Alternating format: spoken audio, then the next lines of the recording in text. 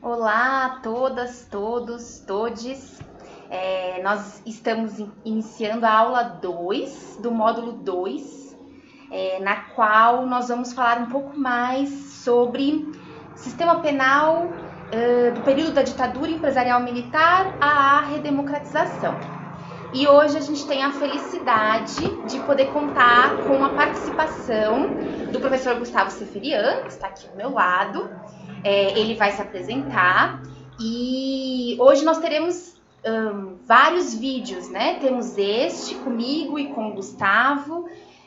O Leonardo fará um vídeo específico sobre a questão indígena no período da ditadura e a professora Gabriela também tratará do tema nesta aula deste módulo.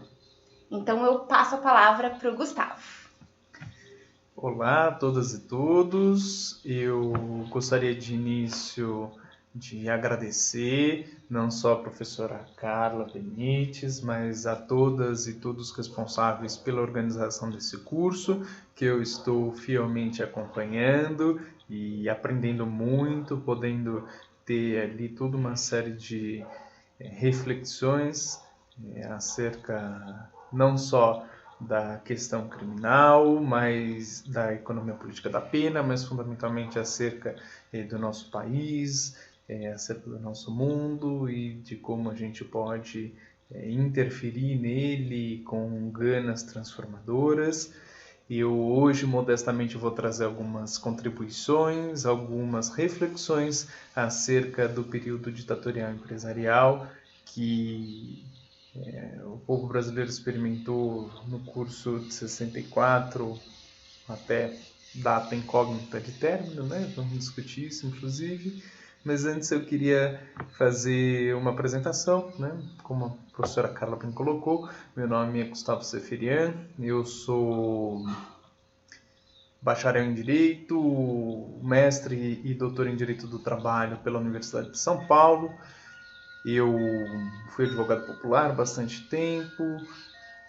Desde o ano de 2016 eu me dedico exclusivamente à docência, inicialmente na Universidade Federal de Lavras e desde o início do ano de 2019 na Universidade Federal de Minas Gerais.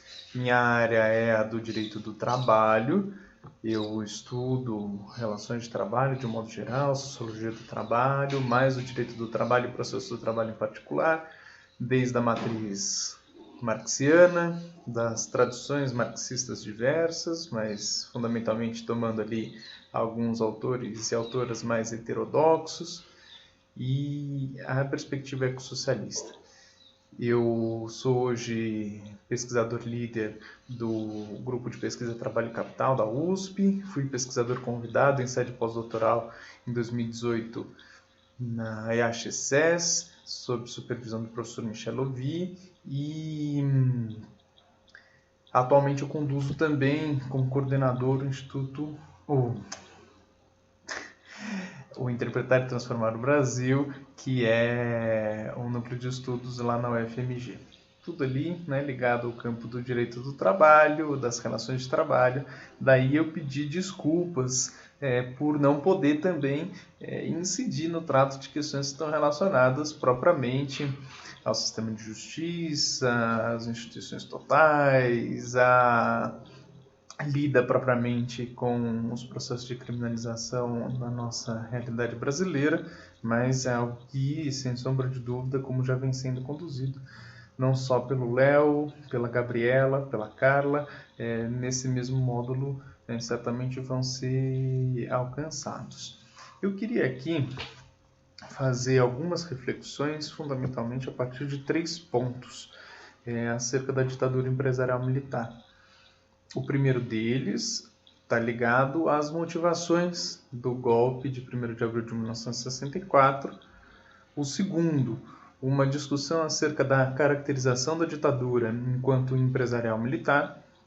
E o terceiro, uma discussão que eu venho conduzindo acerca do reconhecimento do período ditatorial no Brasil como expressão de um neoliberalismo avant la lettre, um neoliberalismo que se deu antes mesmo da gente poder chamar essa agenda das classes proprietárias em escala global, tanto no norte quanto no sul do nosso planeta, sendo conduzidas fundamentalmente a partir do curso da década de 1970, mas que aqui a gente experimenta um tanto antes, né? Daí eu quero trazer, ligadas a aspectos econômicos e políticos, caracterizando quais que são os sujeitos, as classes, as frações de classe, os segmentos sociais que se encontram em embate no período que antecede um pouco a ditadura e a ditadura propriamente,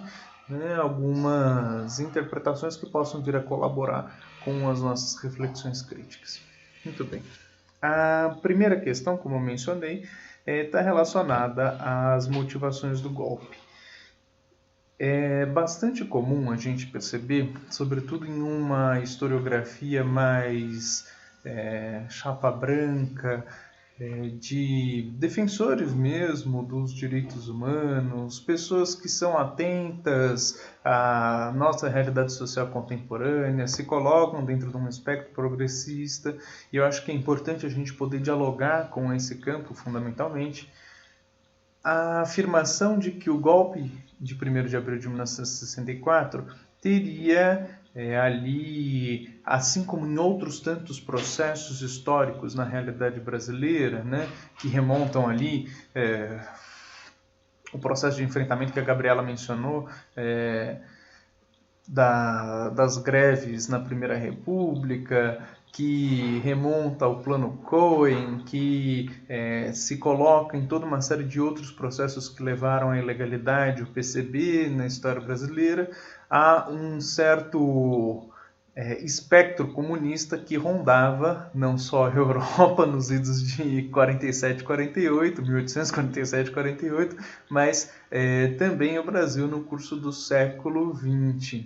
E, de fato, né, o momento em que a América Latina passava, na virada da década de 1950 para a década de 60, ela é de convulsão social, ela é de afirmação no processo de luta de classes dos trabalhadores e trabalhadoras, dos oprimidos e oprimidas. A gente experimenta toda uma série de processos relevantíssimos nesse interstício, né? E aqui é bastante importante destacar o processo da Revolução Boliviana no curso da década de 1950, a Revolução Cubana no 1º de janeiro de 1959 e toda uma série de outros processos que não deixaram de ser observados também no Brasil. Quer dizer que no Brasil a gente viveu, no curso das décadas de 50 e 60, uma ofensiva revolucionária dos trabalhadores e trabalhadoras? Não.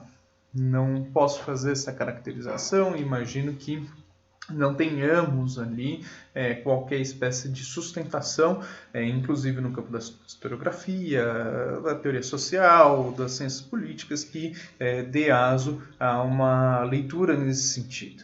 Acontece que a gente pôde sim observar nesse curto hiato democrático que o país experimentou de 45 a 64, toda uma série de processos importantíssimos de auto-organização e afirmação ofensiva das classes trabalhadoras, onde eu queria destacar fundamentalmente 2 deles que dão conta do processo de lutas dos trabalhadores no campo e também na cidade, né? Que estão ligados, de um lado, à construção, ao vertebrar das ligas camponesas, né, desde o curso da década de 1950, fundamentalmente no Nordeste brasileiro, em Pernambuco, mas também em outros tantos rincões do país e do Nordeste brasileiro, e, de outro lado, o fortalecimento das entidades sindicais urbanas, muitas delas também ligadas, de fato, à mobilização do Partido Comunista Brasileiro, que dá uns tropeços ali naquele momento para a construção das suas táticas, que implica, por certo, né, em problemas de ordem estratégico também, ante o alinhamento soviético, que ainda, muito embora em 56 tenha se passado ali, né, no curso do 20º Congresso do Partido Comunista da União Soviética pela denúncia dos crimes de Stalin, por uma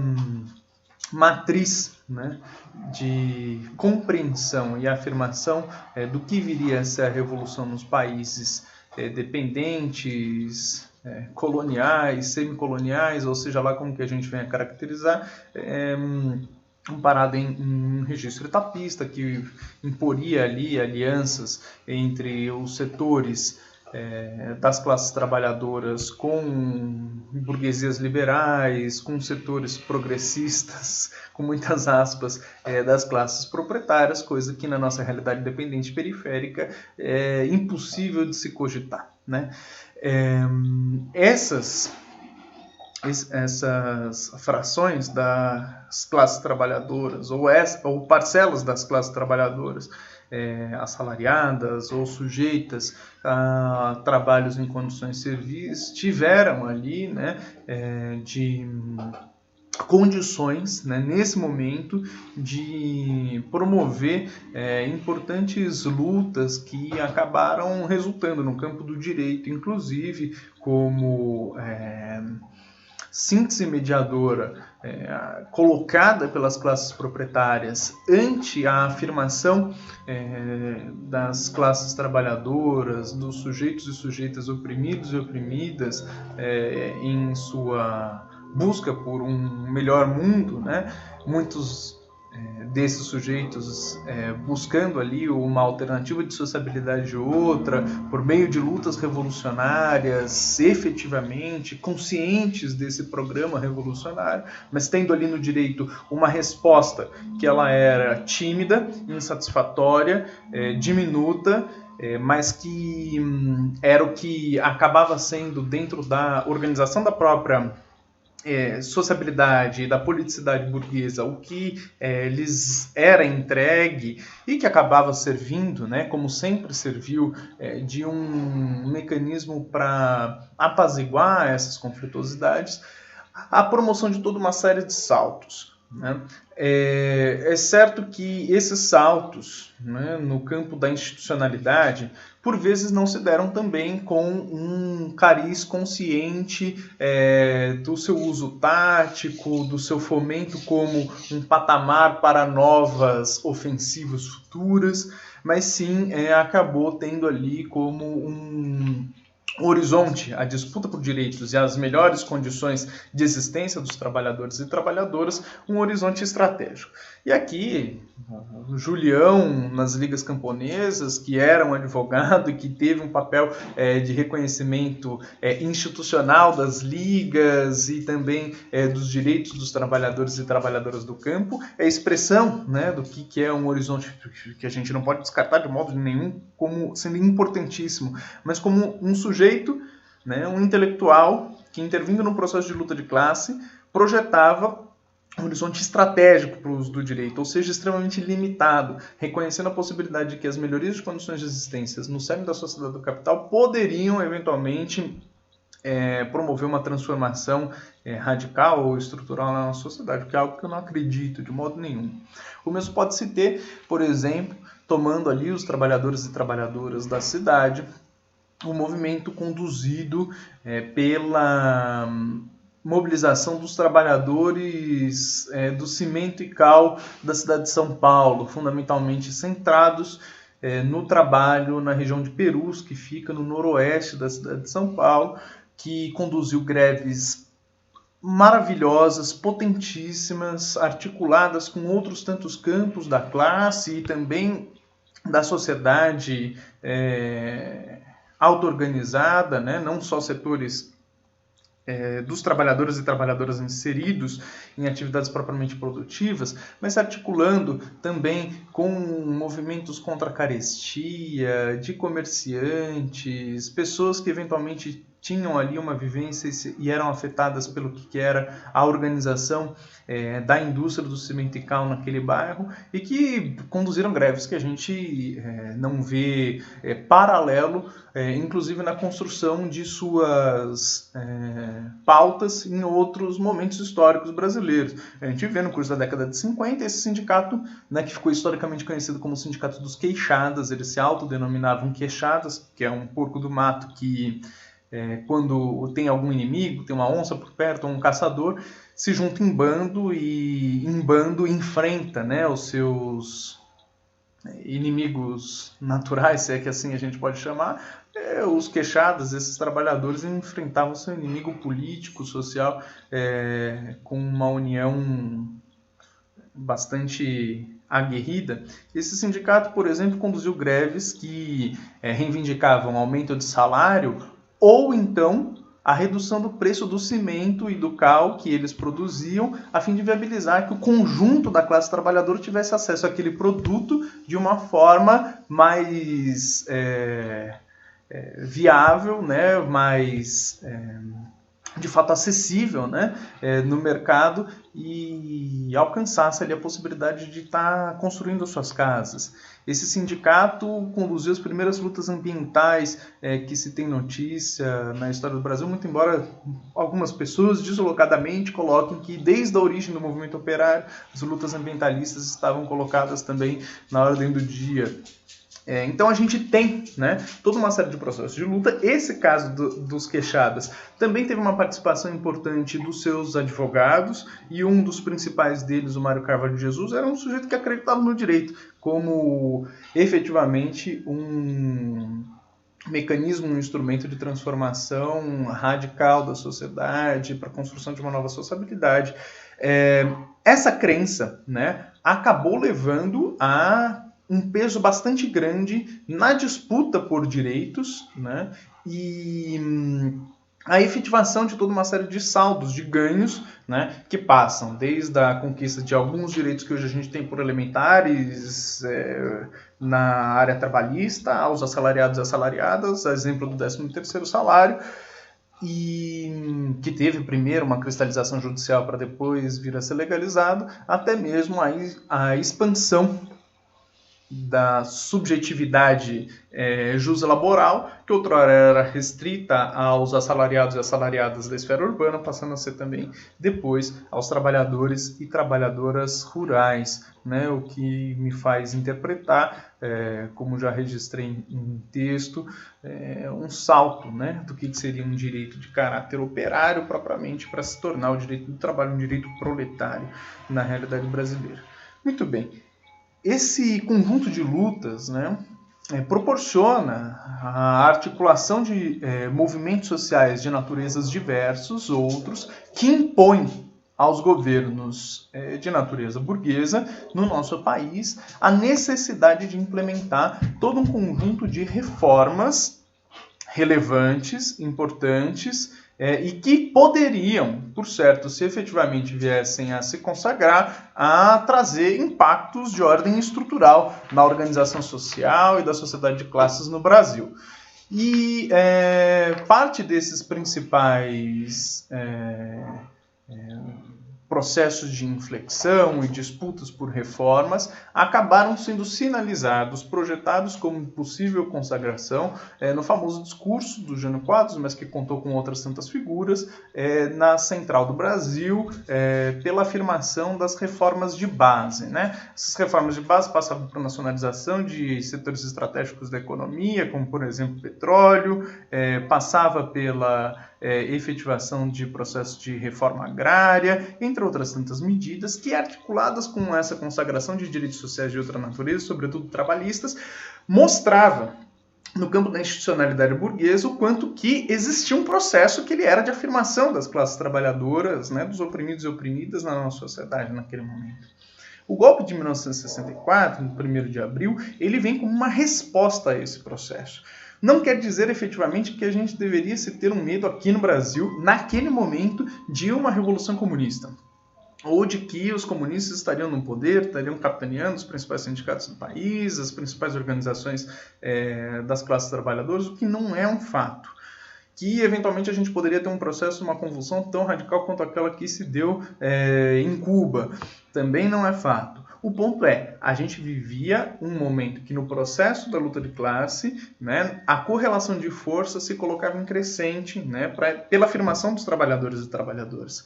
E o golpe de 1964 ele vem justamente para cumprir um papel contra-revolucionário e preventivo a esse ascenso social que se experimentava no Brasil desde a década de 1950.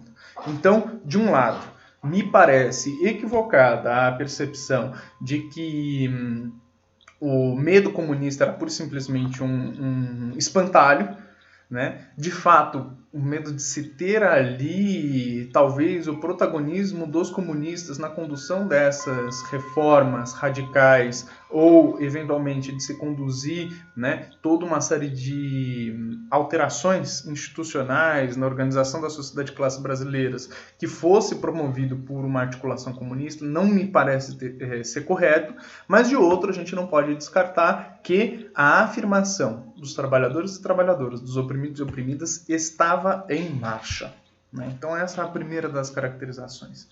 A segunda das caracterizações que eu queria aqui discutir com vocês, ela está justamente ligada à definição desse período ditatorial, né? Por muito tempo, esse movimento, e a gente não pode descartar o trato do processo social que irrompe no 1º de abril de 64 como sendo um movimento, né? Não considera um movimento tal qual considera o Dias Toffoli, né? Que quis limpar a barra e falar assim, não vamos falar de revolução, não vamos falar de golpe, vamos só falar de movimento. Não, é um movimento que tem que ser qualificado. E essa qualificação, ela parte do que é uma interpretação daquele processo e também parte do que é o nosso lugar no mundo para poder ler aquele processo.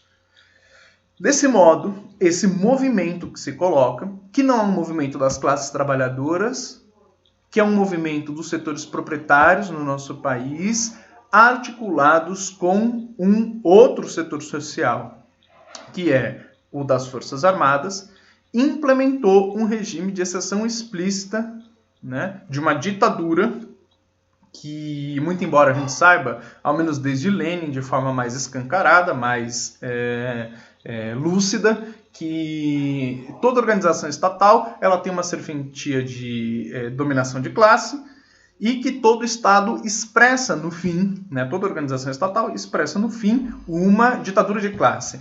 Daí as formulações do Marx no Guerra Civil na França, tratando da Comuna de Paris, apontam para a necessidade dos trabalhadores. Então logo tomem o poder implementar processos para o fenecimento do Estado, né? O Estado não serve aos trabalhadores e trabalhadoras. A estrutura e a forma políticas próprias da organização social capitalista, burguesa, elas são extremamente infrutíferas para a construção dos interesses dos trabalhadores e trabalhadoras. Então, desse modo, né, o que a gente viu no Brasil foi o consolidar de uma ditadura escancarada, muito embora a gente saiba que sempre todo Estado burguês é uma ditadura de classe. Mas, tal qual o Lenin mesmo, que eu mencionei aqui, em Estado de Revolução menciona, existe uma distinção bastante grande, qualitativa, das nossas condições de existência ante uma democracia formal burguesa e uma ditadura explícita, né? O que a gente viu a partir de 1964 foi o explicitar do caráter ditatorial dessa ditadura de classe que é marca da exceção permanente que, como o Walter Benjamin me colocou, determina a existência política nessa particular civilização que a gente se insere. Esse processo, né, foi lido pelos vencedores da ocasião como sendo uma revolução, né? Eu imagino, para quem é jovem um pouco mais tempo, como a Carla e eu, né, que os seus pais, e para quem é jovem há menos tempo, seus avós, devem se lembrar, devem ter lido, devem ter estudado na escola que esse processo que se deu em 1964, no 1º de abril, foi uma revolução, né? E vez por outra a gente se depara com algum gaiato falando, né, da Revolução de 1964. Hoje, felizmente, com um pouco mais de ojeriza é recebida uma afirmação nesse sentido. Mas ela sim foi qualificada, né? De fato, esse processo não foi uma revolução. Assim como, muito embora, e alguns teóricos, inclusive do campo progressista, coloquem que o fascismo, o nazismo, o neofascismo se reivindiquem revolucionários, eles não têm nada de revolucionário. Né? Tem que mudar o que está aí, né? Como é que o Bozo fala? Agora eu esqueci. Ele tem a expressão lá, tem que mudar o que está aí. Né? Esse mudar o que está aí, efetivamente não expressa uma necessidade de mudança no que são os elementos de ordem estrutural que conduzem e conformam as nossas formas de existência, afirmação social e política. Né? O que tem que mudar, na verdade, é as dimensões e a profundidade das liberdades civis e democráticas, o que são o conjunto de asas que estão sendo criadas por sujeitos e sujeitas oprimidos no curso da história que começam a florescer. É esse tipo de coisa que tem que mudar quando se invoca uma transformação radical, né? Mas nada que se possa assimilar a um processo efetivamente revolucionário. Felizmente, a interação social que começa a ser vertebrada desde fora do país, no momento inicial, mas depois do período da anistia no fim da década de 70, e quando a gente passa a experimentar um processo também de novo ascenso social no nosso país, entre os anos 70 e 80, que eu já vou tratar um pouquinho mais desse período, começam a se requalificar, né, os termos, se conferir novos sentidos ao que foi esse movimento. E a definição enquanto golpe, né, ela, outrora reservada a setores extremamente restritos, passa a ter um pouco mais de profusão. Esse golpe, né, por conta dos agentes que o implementaram diretamente ou que tiveram ali uma figuração aparente mais notável, né, invariavelmente foi tomado como sendo um golpe de natureza militar. E a gente, vez por outra, e aí digo, Carla e eu, certamente estudamos na escola, né, que o Brasil experimentou no recorte de 64 a 85, 64 a 88, 64 a 84, né, a gente vê ali variações do que são esses recortes para definição do porquanto a ditadura durou, 64 até os dias de hoje, né, podemos dizer até, como sendo uma ditadura militar. Felizmente, né, de alguns anos para cá, passou-se a ter toda uma série também de novas reflexões e aprofundamentos para a caracterização desse golpe. Né? É claro que isso passa também por um processo que ele é de tensionamento de ideias. Existe uma revitalização, sobretudo diante do que é o atual, contemporâneo, a contemporânea correlação de forças, o processo de luta de classes que se instala no nosso país, de uma retomada do reconhecimento desse processo como sendo uma revolução. Né? Existem toda uma série de saudosistas do período ditatorial no nosso país, o presidente da República como sendo o primeiro deles, mas todo um corpo social que dá sustentação a isso e que tenta recobrar o que é essa ideia de que 64 foi uma revolução, que cumpriu um papel fundamental para que os comunistas não construíssem uma ditadura no nosso país. E existe, né, felizmente se vertebrando, ao menos de década e meia para cá, um conjunto de outros campos que teve, né, um certo peso aí na última década, fundamentalmente no que foram as formulações teóricas, intelectuais, não só colocadas na Comissão Nacional da Verdade, mas em outras comissões da verdade que pipocaram em instituições, em assembleias legislativas, em universidades, em sindicatos, associações. A sociedade civil no Brasil, né, povoada por toda uma série de comissões da verdade que visavam justamente promover ali alguma retomada de fatos que foram eclipsados no curso da ditadura, a fim de que pudesse se promover, né, uma perspectiva transicional de afirmação da verdade e conformação de justiça, efetivamente, para as pessoas que foram vítimas desse regime de exceção explícita. Essa requalificação passa num primeiro momento, né? E isso daí se consolida, inclusive, diante do que são as proposições postas pela Comissão Nacional da Verdade, em reconhecer que não foram apenas agentes militares que conduziram o golpe em 1º de abril de 1964, mas sim teve todo um conjunto de atores civis que impuseram a conformação desse bloco histórico que se afirma e promove essa contra-revolução preventiva. Isso já dá uma qualificação que ela é de uma outra natureza, bastante mais complexificada e que não bota só na conta dos militares, esse corpo destacado, a responsabilidade pelo golpe. Acontece que o civil-militar também me parece um tanto quanto impreciso. E é impreciso por quê? Porque coloca no mesmo balaio o conjunto da sociedade civil, das entidades civis, ou seja, das entidades não militares, como sendo sustentadoras do golpe. E isso não é uma verdade. Existe um segmento específico da sociedade civil que dá corpo ao golpe que foi instrumentado pelos militares. E é justamente um setor que tem ali uma não caracterização explícita de classe, mas que tem uma associação de classe, assim podemos dizer, com os setores proprietários no nosso país, que é o setor empresarial.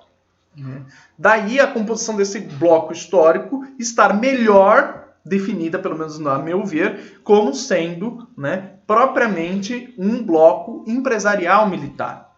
E a ditadura, da mesma sorte, acaba tendo por que se definir enquanto uma ditadura empresarial militar.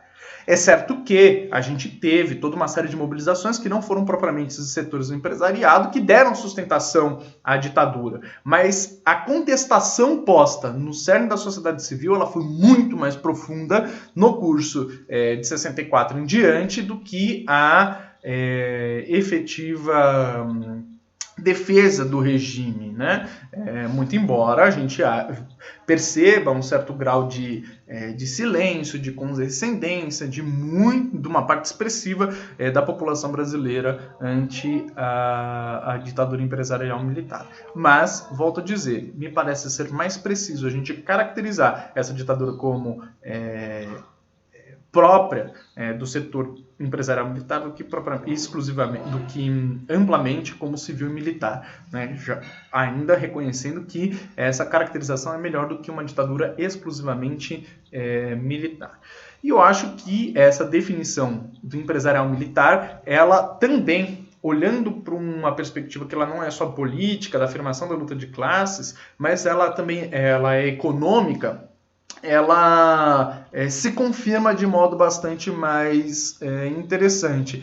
Haja vista que os reais beneficiados pelas políticas, de modo geral, conduzidas depois de 64, não foram os brasileiros e brasileiras. Não foi o conjunto da sociedade civil. A gente teve um beneficiamento bastante mais acentuado ao setor empresarial. Setor empresarial que participou financiando o golpe, que participou agindo inclusive na tortura, financiando articulações internacionais de repressão de movimentos contestatórios às ditaduras no Cone Sul. O caso específico do Boylicen, que era um grande executivo do grupo Ultra, na participação de torturas, que inventou instrumentos de tortura, é apenas um sintoma desse processo da ligação orgânica, da ligação indissociável entre os militares e o empresariado brasileiro nesse processo.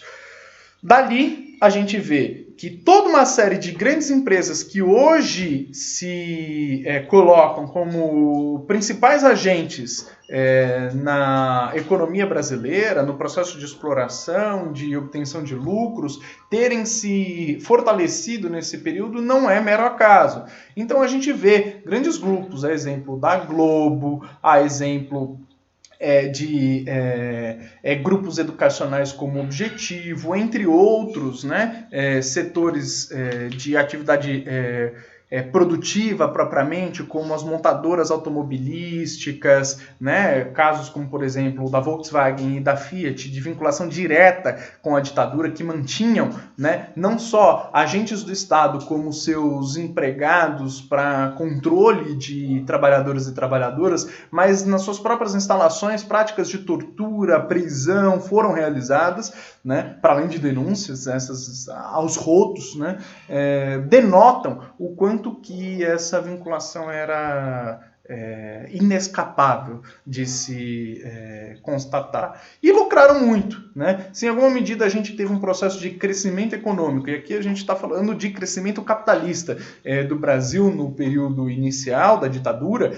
esse grande bolo que cresce, ele não é dividido, né, para o conjunto da sociedade brasileira, e ele é inteiramente devorado pelo setor empresarial. Então, me parece ser fundamental a gente poder definir, né, essa ditadura como tendo um caráter empresarial militar. E aí, sem sombra de dúvida, também toda uma série de empresas do ramo da segurança, né, também pululam nesse momento, e talvez essa possa ser uma referência de maior interesse para todas e todos vocês que estão aí mais atentos à questão da segurança pública em alguma dimensão, e os processos de criminalização. Então eu faço destaque que esse também foi um ramo de atividade econômica que bombou nesse momento. O terceiro ponto que eu queria trazer é justamente meio de caracterização da ditadura como sendo efetivadora de um neoliberalismo avant la lettre, um neoliberalismo que se deu antes mesmo da gente cogitar o neoliberalismo enquanto um corpo teórico, político, assim nominado. É bem verdade que o termo neoliberal ele não é um termo que no léxico brasileiro, ou pelo menos nos debates públicos brasileiros, nunca tinha aparecido. Eu faço destaque aqui a um professor chamado Pinto Antunes, José Pinto Antunes, que trazer brevemente aqui a referência biográfica dele, que ele, como um dos responsáveis, trabalhava no governo do estado de São Paulo, criou uma cadeira na Faculdade de Direito da recém-criada USP para a área de direito social. Ele criou, né, fez ali a sua instrumentação dentro da burocracia do Estado para que se criasse essa cadeira e concorreu ao cargo. Ele foi aprovado? Não foi aprovado, felizmente. Quem foi aprovado foi Antônio Cesarino Júnior, o primeiro professor preto da USP. Mas ele, logo depois, foi aprovado num concurso de legislação industrial na Faculdade de Direito de Minas Gerais, que é onde eu estou lecionando hoje. Foi o primeiro professor de Direito Industrial, que seria o Direito do Trabalho, junto com o Direito Comercial naquele momento. Era tudo que ele mais queria, dar aula no Largo de São Francisco, onde ele tinha se formado. Ele, nos idos da década de 50, presta um concurso lá no Largo de São Francisco, salvo engano, em 1956, e ele tem por principal concorrente, e por isso, inclusive, que esse concurso ele é urubuzado pela mídia. Se a gente pegar ali nos dias, né, os jornais, ainda de grande circulação no estado de São Paulo, noticiaram o concurso, acompanharam, tinham repórteres lá, entrevistaram os candidatos, porque o seu antípoda, que prestaria o concurso, era ninguém mais, ninguém menos do que o grande e famoso comunista Caio Prado Júnior. Era uma cadeira de economia política. E esse sujeito, né, José Pinto Antunes, ele se colocou no concurso publicamente como o anti-Caio Prado Júnior. E aí a gente vai cogitar aí da década de 50, inclusive pelo contexto que eu estou colocando aqui, como que ser comunista era uma pecha ainda maior do que a de hoje, talvez, né? Talvez hoje não, né? Nos últimos anos, por aí, mas porque hoje o negócio está pesado, né? A gente se colocar como comunista é um tanto quanto mais gera um pouco mais de temor, né? Mas nada que a gente tem que temer assim se colocar. O ponto é que o Caio Prado Júnior, que estava ali sob os holofotes, tinha, né, e teve um sujeito que de forma muito arguta se colocou como seu antípoda, e em uma das suas entrevistas para o Estado de São Paulo, o Pinto Antunes se declarou um neoliberal. E essa daí, pelo menos para mim, pode ser que tenha em outros momentos anteriores essa definição sendo colocada, mas esse foi o primeiro sujeito que na década de 50 estava se definindo como neoliberal. Não é mero acaso que ele tenha feito toda uma série de defesas desde a década de 50 que muita gente nos anos 90 e ainda hoje vem colocando como o fim da sociedade do trabalho, a mecanização produtiva vai excluir o papel de participação dos trabalhadores e trabalhadoras nas atividades produtivas, um monte de groselha por aí que a gente já cansou de ouvir, e a contemporânea crise sanitária mais do que demonstra que sem trabalhadores e trabalhadoras essa porra de ordem social não opera, sem exploração de quem trabalha, sem a extração de mais valor, esse trem não funciona, não dá para botar para funcionar a sua máquina, robozinho, mesmo que se tivesse, nem tem, mesmo que tivesse, o negócio não ia dar certo. O ponto é o seguinte, ele lá na década de 50 assim se afirma, vai estar extremamente mancomunado com o regime ditatorial no processo subsequente. Ele inclusive se torna diretor da Faculdade de Direito para substituir o Alfredo Buzaide. O Buzaide lá do Código Civil, que vocês talvez tenham estudado na Faculdade de Direito, que foi um dos principais mentores também das principais peças autoritárias do regime ditatorial. Muito bem, isso daí só para colocar a antessala dessa discussão acerca do neoliberalismo, que não é uma coisa que aparece assim como um raio em céu azul na década de 1970 para ser implementado como uma agenda política e econômica contra-revolucionária também e preventiva também nos países centrais da ordem do capital, para fins de desmonte daquele Estado social que, conquistado pela luta dos trabalhadores e trabalhadoras, estava dando um certo grau de organicidade e melhor funcionamento à própria ordem social capitalista. Daí eu não poder deixar de ter em conta que os direitos sociais cumprem um papel capitalista importantíssimo, o direito do trabalho, a previdência social, a assistência, a saúde pública gratuita, educação pública gratuita, tudo isso cumpre um papel importantíssimo para a reprodução da relação social do capital, né? E não por outra razão, o momento em que, e nas realidades sociais em que se experimentou esse Estado social bastante robusto, tenha se caracterizado como sendo os anos de ouro do capitalismo, né? Ou que o Ernest Mandel vai chamar de período do capitalismo tardio. E para embater, né, essa construção de um Estado social que a agenda política econômica neoliberal começa a se erigir.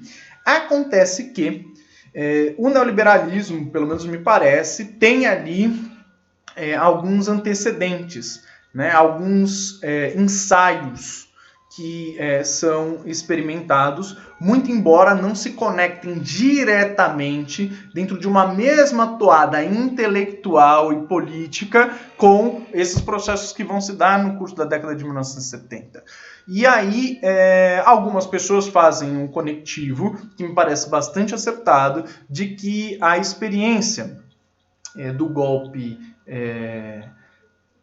do Chile, né, no 11 de setembro de 1973, que institui no poder o Augusto Pinochet, faz tombar o Salvador Allende e promove a derrocada por meio de assassinatos, prisões, torturas, exílios do que era aquele bloco constituído da Unidade Popular que há um bom tempo vinha conduzindo uma afirmação importante na realidade chilena, como sendo ali a primeira tentativa de implementação da agenda econômica e política dos Chicago Boys. Não por outra razão, a Margaret Thatcher babasse tanto a experiência do Pinochet, não por outra razão Pinochet tenha ido morrer na Inglaterra, aquela coisa toda que a gente, em alguma medida, já toma, né, como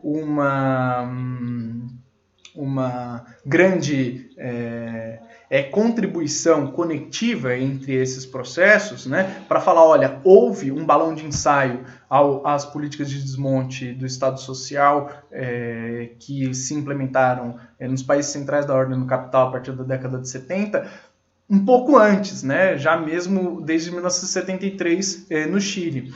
Mas eu posso dizer que a nossa ditadura, ela tem, por alguma das suas características de políticas econômicas, mostras de que aqui, né, o horizonte de favorecimento de frações de classe e de mecanismos de repressão era bastante assemelhado e pode ter proporcionado com antecipação um processo que o Paulo Arantes, né, professor emérito de filosofia da FEFELESH USP, veio a chamar de brasilinização do mundo, né, ou brasilinização da sociedade, que passou de uma banda pela necessidade, o reconhecimento, a indispensabilidade de contenção, repressão, por meio de vias normativas moduladas, que, de um lado, falavam que seria legal uma série de práticas insurrecionais, mas que as continha e projetava, em regra, a ilegalidade, num processo, para utilizar a expressão do Bernard Edelman, de legalização das classes trabalhadoras de forma bastante acentuada, né? A exemplo disso, a gente pode destacar a Lei 4.330 de 1964, a lei de greve instituída na ditadura empresarial militar, que pouco menos depois de um mês do golpe acaba sendo promulgada. Essa lei, ela fala que é legal exercer o direito de greve. Acontece que coloca tantos condicionantes ali que só faltava falar assim, é legal fazer greve, mas não pode ter trabalhador. De que adianta? Né? O conjunto de amarras postas ali efetivamente interditava e projetava a ilegalidade e quase a completude nas mobilizações dos trabalhadores e trabalhadoras. Tanto é verdade que seguiram sendo extremamente contidas pelo aparelho de repressão do Estado e pela mão do Judiciário, o conjunto de mobilizações que irrompem ou que já tinham irrompido antes do golpe naquele período. Exemplo disso são as greves de Contagem e Osasco de 1968, entre outras tantas, só passando a ter uma força social suficientemente robusta para promover enfrentamento e colocar em questão essa própria lei e as intervenções dos sindicatos, a repressão dos trabalhadores e trabalhadoras, o processo que rompe no ABC paulista no final da década de 70 e que vai se alastrar por todo o país, né, de forma bastante avassaladora, contando ali com muitas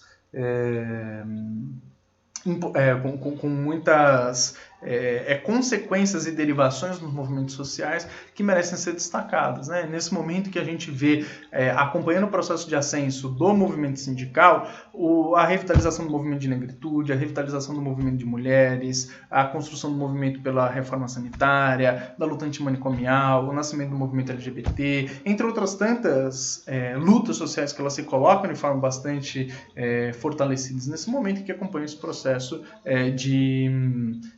a afirmação dos trabalhadores e trabalhadoras que tinha por uma das referências a luta contra a repressão da auto-organização e da luta trabalhista propriamente dita. O segundo dos registros que eu quero colocar, ele está ligado à combinação do que é a atrofia, né, a constrição das perspectivas de auto-organização das classes trabalhadoras aliada ao fortalecimento do setor financeiro no Brasil. E eu digo isso fundamentalmente amparado na Lei 5.107 de 1966, de 1966, que ela vai instituir o Fundo de Garantia do Tempo de Serviço. O FGTS, que hoje é lido como um direito de todo trabalhador ou trabalhador empregado, que a gente defende que tem que ser pago, que se alguém dá calote, fraude, a gente vai falar que está errado, que vai reivindicar para o trabalhador ou para a trabalhadora. Cansei, na época que era advogado, de entrar com ação só para pedir o recolhimento dos depósitos do FGTS ou a multa do FGTS no momento de dispensa. Na verdade, veio a ser instituído como um grande retrocesso às classes trabalhadoras. E eu digo isso por quê? Porque até 1966, mais precisamente até 1967, um ano depois, quando entra em vigor essa Lei 5.107, era regra geral que os trabalhadores, mesmo da iniciativa privada, tivessem estabilidade nos seus postos de trabalho. Eles pudessem, depois de 10 anos trabalhando numa empresa, não ser dispensados ou dispensadas, salvo por justa causa. Isso é um fator que traz uma segurança importante para o trabalhador ou para a trabalhadora de continuidade do seu vínculo, ou seja, de continuidade dos seus meios de obtenção de renda, já que ele só tem isso para vender na vida, que é a força de trabalho, e só assim nessa sociabilidade doentia, tóxica, que é a do capitalismo, a gente tem como sobreviver. Se ele não tinha o risco de perder o emprego, a não ser que cometesse uma falta grave, desse um soco na cara do patrão, tacasse fogo na firma e fosse ali verificado que foi esse trabalhador, ele não poderia vir a ser dispensado. Lutar por seus direitos, logo, era algo possível. E não por outra razão, aquele processo que eu mencionei da década de 50 e 60, ele acaba sendo encorpado por trabalhadores que tinham um pouco menos de temor de promover enfrentamento de classe no seu ambiente de trabalho por conta da garantia de emprego. Romper com a garantia de emprego era algo que era fundamental. A proposição da criação da FGTS é de um sujeito que chama Roberto Campos. Roberto Campos foi talvez um dos nossos primeiros neoliberais avant la lettre, né? Tá aí com o neto dele no Banco Central e tal, fez bem a escola e tem, né, na sua agenda, né, na sua cartilha econômica, não só essa intencionalidade de enfraquecer o movimento sindical, os processos de auto-organização dos trabalhadores e trabalhadoras, criar um novo receio, né, da perda de renda a esses trabalhadores e trabalhadoras, como também de fomentar o capital financeiro. Por quê? Acompanhado, né, da criação da FGTS, que era um instrumento que, primeiro, dava uma opção ao trabalhador para que no momento que ele viesse a ser admitido, ele escolhesse se ele ia querer ser estável ou se ele, eventualmente, ia ser dignatário dessa merreca de 8% do salário a ser depositado numa poupança compulsória. A gente pergunta, um trabalhador que está buscando emprego, que está prestes a ser admitido, ele tem algum direito de escolha? Pergunta a vocês, vocês conhecem, ou vocês mesmas e mesmos, vocês já escolheram o salário de vocês no momento de ser admitido? Não, veja bem, esse salário de R$ 1.500 que você está me oferecendo aí, eu não quero não, o meu salário é de R$ 4.000, eu acho que ele é mais adequado ao meu serviço. E o seu patrão, for o futuro patrão, diz sim, claro, vou me adequar à sua demanda. Vocês já viram algum trabalhador podendo escolher alguma coisa no local de trabalho, ou na sua relação de trabalho? Que dirá no momento de admissão?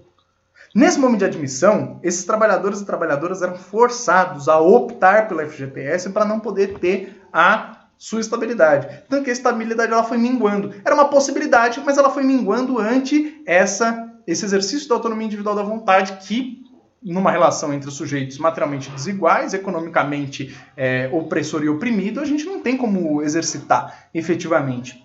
Então, nesse processo, a estabilidade decenal ela foi cada vez mais mirrando, a ponto de se ter, com o processo da Constituição de 88 e com a universalização do FGTS, como bem narra o professor Jorge Luiz Sotomayor no seu livro sobre a história do trabalho no Brasil, uma disputa de posições a fim de verificar se esses dois institutos, FGTS e estabilidade decenal, conviveriam e os trabalhadores teriam os direitos aos dois, ou então se um eclipsaria o outro.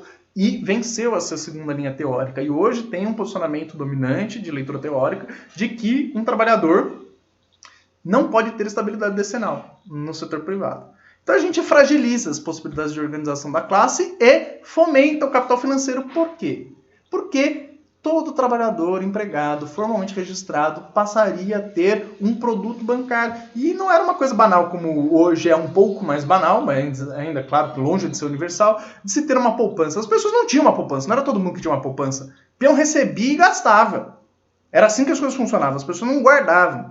ainda hoje não guardam, né? As pessoas hoje ainda mais se endividam, né? Essa daí é a grande tônica de lida com os bens materiais que os trabalhadores e trabalhadoras têm, pelo fomento ao endividamento, né? Pelo fomento de dependência que a gente tem com mercadorias que com necessidade, para utilizar da referência lá que o Marx, logo no comecinho do livro do Capital, vai falar, com necessidades que elas são postas na nossa imaginação, e nos levando ao endividamento, nos levando a ter que socorrer a outros meios para ter um acréscimo de renda circunstancial. Nesse momento, toda uma série de novas carteiras de poupança são abertas. Naquele momento poderia se abrir em qualquer instituição financeira, né? Os bancos se degladiavam, assim como se degladiam hoje para ter as folhas de pagamento, se degladiavam para ter as carteiras do FGTS de uma empresa ou outra, né? Isso daí aqueceu, né, a perspectiva da finança, né? E hoje tudo está concentrado na Caixa Econômica Federal, mas naquela época não era assim, não. Então isso daí traz um boom, né, do que é de injeção de capitais para as instituições financeiras, para que pudessem operar e fazer ali acontecer o seu serviço. Mas não só isso, né? Eu quero fazer o registro aqui também, que é nesse momento que começam a nascer os fundos de complementação de aposentadoria de diversos ramos de atividade profissional, com vistas a ter um plus no que era a Previdência Social. Então a gente tem o Caprevi, Funcef, Postales, Economos, todos esses grupos, o Petros, da Petrobras, todos esses fundos de complementação de aposentadoria, né, sendo criados nesse momento. Tanto que eles são regulamentados depois também no curso da ditadura empresarial em 1977. Um dos principais players hoje, né, do que é a injeção de capitais no mercado financeiro é justamente esses pools de investimento de complementação de aposentadoria, que invariavelmente dão em água, né? A exemplo, para trazer um desses daqui, o Postales, que hoje os trabalhadores e trabalhadoras dos Correios estão tendo que colocar um incremento nas suas contribuições para poder, quem sabe, ter uma complementação de aposentadoria futura, né? Porque apostando na finança, vez por outra, as ações adquiridas acabam tendo baixas tremendas, como a gente passou por diversas oportunidades nesse último período aí, por crises que fizeram, né, a dimensão especulativa, fictícia do capital esmigalhar, se dissolver no ar, né? Então reduzidas ao que são efetivamente o valor dessas ações, ou algo mais próximo do valor dessas ações, a dimensão especulativa que projetaria uma possibilidade de acréscimo de renda acaba se frustrando, né? Então tudo isso para falar, né, e trazer esses dois exemplos de que o instrumental de fomento ao capital financeiro de um lado e de outro de constrangimento de auto-organização das classes, que é a principal marca da cartilha neoliberal, já vinha sendo implementada no Brasil desde a década de 1960. Daí a gente poder chamar ou caracterizar esse período ditatorial de um período neoliberal avant la lettre. Isso para além de falar que no Brasil foi o primeiro lugar em que a gente pôde ter terceirização, né, legalizada, que ela se deu fundamentalmente a partir do lobby dos bancos, fundamentalmente para contratar os seus trabalhadores da área de vigilância, e esses que foram os primeiros legalizados a poderem ser terceirizados, para que não sejam considerados bancários e não tenham ali nem o seu direito de se organizar junto com os demais bancários, nem a receber os direitos dos demais bancários, que na lei já, por exemplo, eram dignatários de redução de jornada de trabalho, né? Passaram, ao invés de ter que trabalhar 6 horas por dia, a ter que trabalhar 8. E esse é o grande trunfo, né? Porque a agência bancária, que tem que ficar lá aberta 24 horas, ou ter um segurança 24 horas, aberta não, né? Tem um segurança 24 horas, precisava, a partir dali, não ter que contratar 4 trabalhadores para cumprir a escala de um dia, mas precisava só de 3. Olha a economia que o banco conseguiu com esse horizonte de terceirização. Favorecimento, mais uma vez, das instituições financeiras. Tudo isso para colocar alguns exemplos, eu já me alonguei demais para fazer essa minha digressão, acerca desses 3 pontos, para lida com esse período ditatorial que, pelo menos na minha impressão, segue marcando o tom da nossa existência, a sociabilidade da nossa política brasileira, sendo agora requentado pelo governo Bolsonaro e o ascenso das forças que o sustêm. É isso. Obrigado.